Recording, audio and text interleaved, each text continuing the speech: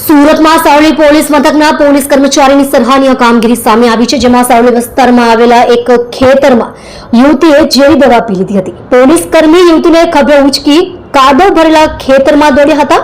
અને પીસીઆર વાનમાં જ હોસ્પિટલ લઈ જવા રવાના થયા હતા. જોકે રસ્તામાં 108 એમ્બ્યુલન્સ મળી જતા તેમાં શિફ્ટ કરી સારવાર અર્થે સ્નેહર હોસ્પિટલ લઈ જવાઈ હતી. આમ સમયસર સારવાર મળી લેતા યુવતીનો જીવ બચી ગયો હતો. બીજી તરફ પોલીસ કમિશનર દ્વારા પોલીસ કર્મીની આ કામગીરીને બિરદાવી હતી. મળતી માહિતી મુજબ તારીખ 15/4/2025 ના રોજ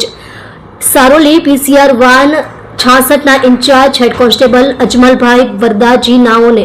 કલાક 17:03 વાગે પોલીસ કંટ્રોલ રૂમ દ્વારા આઉટર રિંગ રોડથી આશીર્વાદ 2 ની અંદર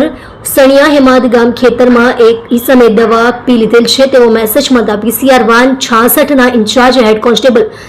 અજમલભાઈ વરદાજી નાઓને કોલરને ફોન કરીને જગ્યા વેરીફાઈ કરતા આ જગ્યા પૂજન પ્લાઝા સામે વિતરાગ લોન્સ ક્રિકેટ બોક્સથી આગળ ખેતરમાં હોવાનું જણાઈ આવ્યું હતું અને આ જગ્યા પર 108 એમ્બ્યુલન્સ કે પીસીઆર વાહન જઈ શકે તેમ ન હોય, જેથી પીસીઆર વાન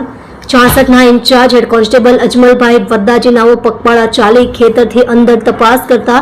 28 વર્ષીય યુવતીએ કોઈ અગમ્ય કારણોસર જે દવા પી લીધી હતી અને તેને તાત્કાલિક સારવાર ન મળે તો તેઓને